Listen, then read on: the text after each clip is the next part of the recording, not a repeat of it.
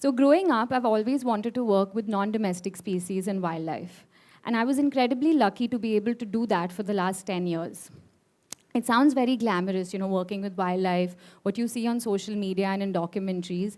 And there are moments like that, but there's also a whole lot of learning and unlearning that I had to do, and still have a lot more of learning to do. But what I realized over the years was that I was not only learning how to treat animals, but I was also learning something beyond the clinical lens. And that is what I would like to share with you today. So as veterinarians, when a case is presented to us, one of the first things we do is gather the medical history. So we ask questions like, how long has the animal been in the presented case of illness or injury? Is it eating? Is it passing urine or stools? But with wildlife, these answers are rarely there. No one knows exactly what has happened to the animal. In fact, it's just fortunate to even being brought to the clinic, because it may have just died on the field going unnoticed, or someone would have killed it out of fear.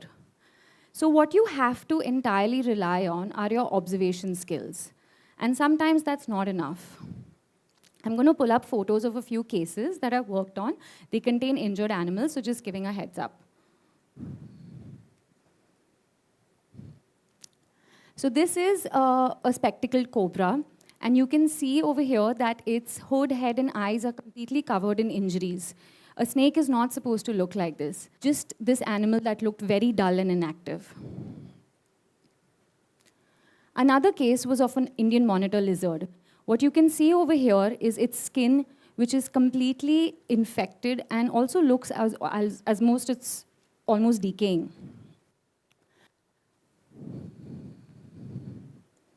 Over here is an Indian rock python, which was found in this state in the first photo.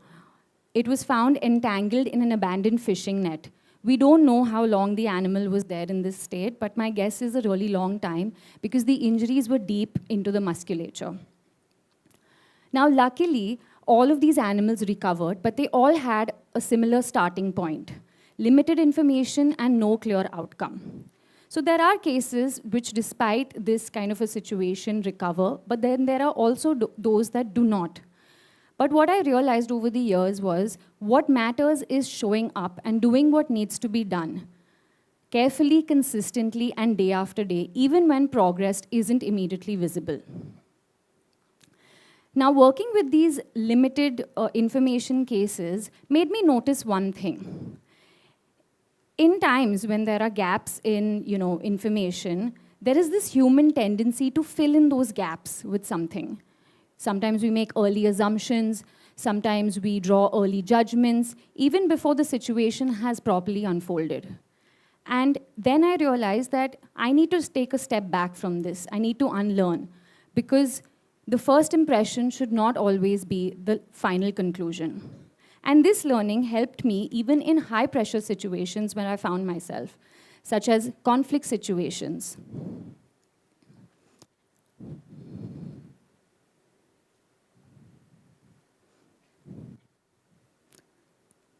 These are the animals that recovered: the spectacled cobra, the monitor lizard, the snake. Yeah, so going back, conflict situations. So this is a leopard that had entered a farmhouse near Lonavala, and it got into a fight with the pet dogs over there, and it actually wanted to escape, but it was injured and was not able to do so. So the rescue team was called in. We had to remove this animal out of that situation as soon as possible. There were a lot of people, a lot of angry people, commotion, chaos, and a whole lot of pressure. In situations like these, it is normal to get overwhelmed, and you end up reacting to everything all at once. But I've realized that the only way to work through a situation like this is to focus on what exactly is needed and to do it step by step. In this case, it was to tranquilize the animal, to stabilize it, and to get it out of there safely without harming the animal or the human, or any of the humans involved over there, so not a very glamorous job after all. This made me draw conclusions from our own lives today. Today, everything is very fast-paced. We want answers quickly, we want clarity, We want immediate results. And then when we don't get that, we assume that something is wrong. It makes us uncomfortable.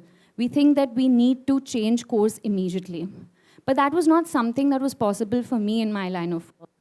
I was forced to sit with uncomfortable situations for longer than I wanted. But that created a shift in me somewhere.